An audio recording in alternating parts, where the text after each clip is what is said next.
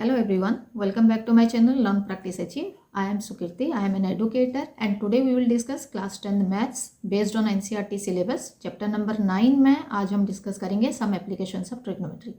Trigonometry chapter हम already discuss कर चुके हैं, इसके सारे वीडियोस अवेलेबल हैं, आप उसको देख सकते हो. ट्रिग्नोमेट्री में हमने जितने सारे रेशियोज यूज़ करे थे उसमें से कौन सा रेशियो यहाँ पे यूज़ होगा उसके बारे में डिस्कस करेंगे. एंड ये जो एप्लीकेशन चैप्टर है ये मेनली बेस्ड है हाइट एंड डिस्टेंस के ऊपर. So let's start.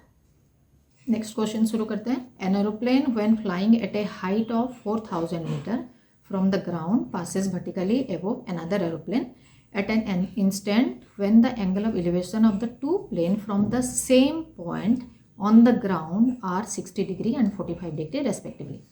Find the vertical distance between the aeroplanes at that instant. तो यहाँ पे एरोप्लेन्स है, एक एरोप्लेन के ऊपर दूसरा एरोप्लेन है और उसके बीच में जो गैप है, जो डिस्टेंस है, वो डिस्टेंस हमें फाइंड आउट करना है. तो पहले हम सारा फिगर बना लेते हैं. फिगर बनाने से हमारा half of the problem solve हो जाए. उसके बाद हम नेक्स्ट पार्ट जो सोल्यूशन पार्ट उसको फाइंड आउट करेंगे.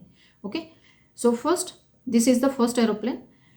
उसके बाद और एक एरोप्लेन है, उसको फाइंड आउट करेंगे हम. तो ये जो एरोप्लेन है इसका हाइट है A B, that is equal to 4000 metre from the ground level. ठीक है. और एक एरोप्लेन है, वो एरोप्लेन फर्स्ट एरोप्लेन को वर्टिकली उसके ऊपर जाएगा और उनके बीच में जो डिस्टेंस है वो डिस्टेंस हमें फाइंड आउट करना है. Now between these two aeroplane the angle of elevation is 60 degree and 45 degree. तो पहले ग्राउंड लेवल हम फाइंड आउट कर देते हैं. Here ground level is B C और C is the point from where we will find out the angle of elevation. ठीक है. Angle of elevation कितना है? 60 डिग्री है, जो ऊपर जो प्लेन है, और नीचे जो प्लेन है उसका एंगल ऑफ एलिवेशन है 45 डिग्री. अभी आपको फाइंड आउट क्या करना है? डिस्टेंस बिटवीन प्लेन ए, जहाँ पे ए लिखा हुआ है और जहाँ पे डी लिखा हुआ है प्लेन डी के बीच में. सो उसको हम ले लेते हैं एक्स. ठीक है. Now we will put the value and find out the value of x, जो कि distance between the two aeroplanes होंगे. सो फॉर दिस फर्स्ट हमें क्या लेना है? The height of the first aeroplane that is B A is equal to 4000 metre. Ground level से 4000 metre था जो फर्स्ट वाला aeroplane, that is the red aeroplane. ठीक है. उसके बाद हम डिस्टेंस लेंगे. The point on the ground is C and the horizontal distance till B is C B. जो पॉइंट ऑन द ग्राउंड जहाँ से एलिवेशन था, ठीक है, वो है सी. और जो distance from C to B है वो जो डिस्टेंस बिटवीन द ग्राउंड होगा जहाँ से परपेंडिकुलर हाइट हमने लिया है 4000 मीटर. क्लियर. उसके बाद हम लेंगे the vertical distance between the aeroplane. Vertical distance between the aeroplane जो है उसको हमने लिया हुआ है according to the figure A D and that is equal to x. So अभी यहाँ पे हमारे पास टू ट्राइंगल है. एक ट्राइंगल है बड़ा वाला जिसमें कि एंगल ऑफ एलिवेशन 60 डिग्री है, that is equal to C B D. Okay. और छोटा वाला जो ट्राइंगल है जिसके एलिवेशन है 45 डिग्री, वो ट्राइंगल है ए बी सी ट्राइंगल. तो हम पहले ट्राइंगल लेंगे ए बी सी और उसमें हम फाइंड आउट करेंगे डिस्टेंसेस. ठीक है. पहले भी जैसे हमने डिस्कस किया था, मैंने आपको बताया था कि जो एप्लीकेशन चैप्टर है उसमें हमने सिर्फ एक ही रेशियो यूज़ करते हैं, दैट इज 10. ठीक है. तो उसी के बेसिस पे हम यहाँ पे फाइंड आउट करेंगे वैल्यू. तो ए सी अपॉन बी सी, अगर आप नीचे वाला ट्राइंगल, ये वाला ट्राइंगल लेते हो तो A C upon B C is equal to 10 45 degree, क्योंकि यहाँ पे एंगल ऑफ एलिवेशन 10 45 डिग्री है. ठीक है.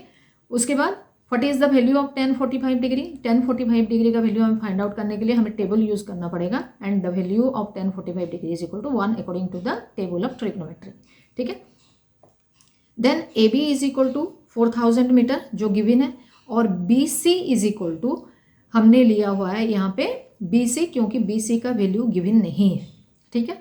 So B C is equal to we will write as it is. So अभी अगर हम क्रॉस मल्टीप्लाई करते हैं then what you will get? B C is equal to 4000 metre. मतलब जो नीचे वाला पोर्शन था ये वाला भी 4000 मीटर हो गया. ठीक है. Now we will find out the other triangle. In triangle D B C, जो बड़ा वाला ट्राइंगल है, उसमें again we will use 10 ratio. Okay. So B D upon B C हो गया. So B D upon B C is equal to 1060 degree. Again 1060 degree का value हम कहाँ से फाइंड आउट करेंगे? टेबल में से, दैट इज इक्वल टू √3. तो 1060 डिग्री की जगह पे हम यूज़ करेंगे √3. सो x प्लस 4000, क्योंकि हम यहाँ पे पूरा जो वैल्यू है ये पूरा वैल्यू यूज़ कर रहे हैं. So this is x plus 4000. So x plus 4000 हम यूज़ करेंगे बी डी की जगह पे. और BC जो है, BC हम यहाँ पे फाइंड आउट करे थे 4000. Okay, so in the next step we will use that and in place of 1060 degree we have used √3. तो x plus 4000 upon 4000 is equal to √3 हो गया. अभी हम क्रॉस मल्टीप्लाई करते हैं 4000 और √3 को. So you will get x plus 4000 is equal to 4000 √3. अभी x फाइंड आउट करने के लिए हमें क्या करना पड़ेगा, x को हम एक साइड करेंगे, बाकी नंबर्स को एक साइड कर देंगे. Okay, then the value of x according to the table जो हमें फाइंड आउट करा है दैट इज इक्वल टू 1.73. ठीक है, तो यहाँ पे √3 के जगह पे हम 1.73 यूज़ करेंगे. सो 4000 हमने कॉमन ले लिया और जहाँ पे √3 था, √3 के जगह पे 1.73 हमने यूज़ किया. देन 4000 दोनों को जब आप माइनस करोगे देन यू विल गेट 0.73. अभी मल्टीप्लाई करते हैं दोनों को. So your answer is 2920 metre, 2920 metre by multiplying this two. तो ये क्या है, किसका वैल्यू है, the distance between the aeroplanes where this value of x we got as 2920. ठीक है, ओके डन. क्वेश्चन गिवन है, a bird is sitting on the top of a 80 metre high tree. From the point on the ground the angle of elevation of the bird is 45 degree. ठीक है, the bird flies away horizontally at a constant height from the ground. After 2 seconds the angle of elevation of the bird from the same point is 30 degree. Find the speed of the flying bird.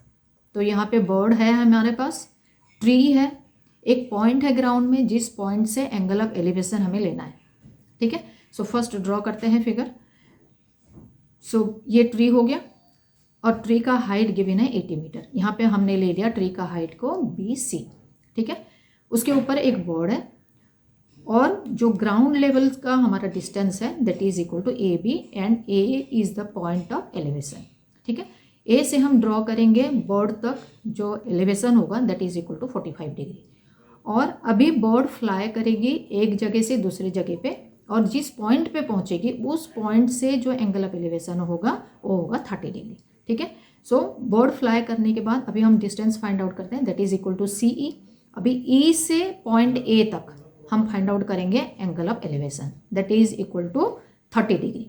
ठीक है, अभी जहाँ पे bird है, bird से फिर हम perpendicular distance निकालेंगे और हॉरिजॉन्टल डिस्टेंस निकालेंगे.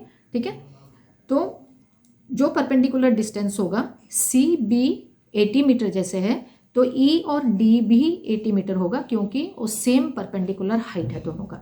ठीक है, in the same way CE को हमने जो डिस्टेंस उसने कवर किया उसको अगर हमने x लिया तो BD भी उतना ही है तो उसको भी हम x लेंगे.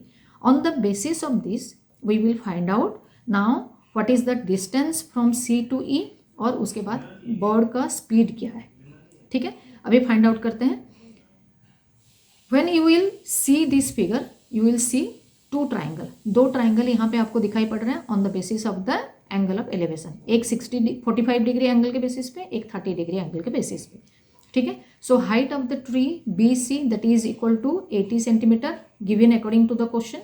ठीक है, उसको हमने यहाँ पे फिगर के हिसाब से हमने उसको DE ले लिया. The position of the bird after 2 second. 2 second fly करने के बाद कौन सा पोजिशन में बर्ड पहुँच गई, E पोजिशन में.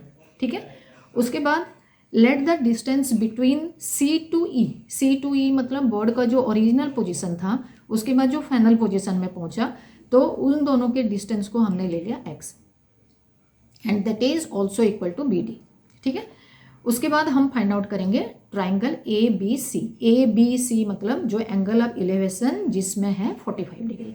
उसके बाद हम वैल्यू फाइंड आउट करेंगे BC upon AB is equal to 1045 degree. 1045 degree का वैल्यू हमें फाइंड आउट करना है फ्रॉम द टेबल. ठीक है, टेबल में 1045 डिग्री इज इक्वल टू 1 है. तो अभी जहाँ पे BC लिखा था BC के जगह पे हम यूज़ करेंगे 80 मीटर क्योंकि BC is the height of the tree.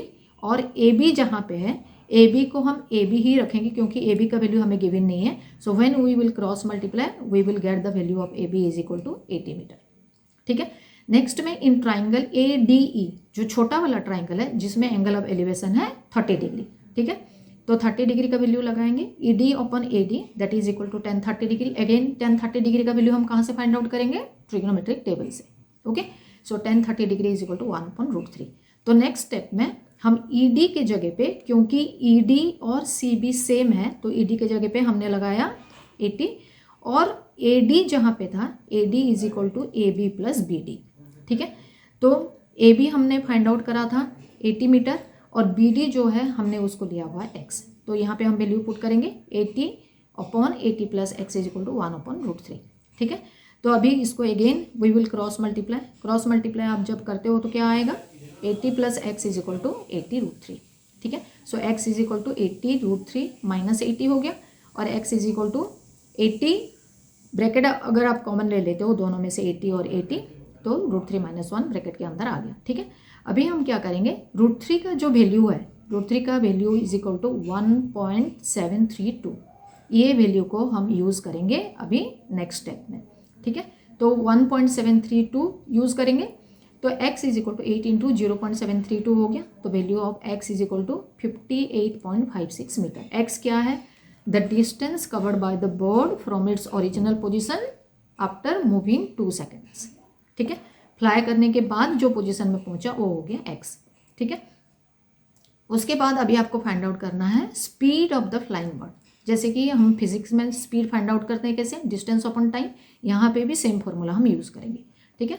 तो speed is equal to B D, जितना डिस्टेंस कवर्ड हुआ बाय द टाइम टेकन हो गया, 2 सेकेंड्स ऑलरेडी गिवन है। तो B D is equal to that is x, तो x हमने कितना निकाला था 58.56, तो 58.56 अपन 2 कर देंगे तो जो निकला 28.28। ऊपर वाला ये गिवन है मीटर में और ये गिवन है सेकंड में, so that is why the speed is equal to 29.28 metre per second. So the speed of the flying bird is equal to 29.28 metre per second.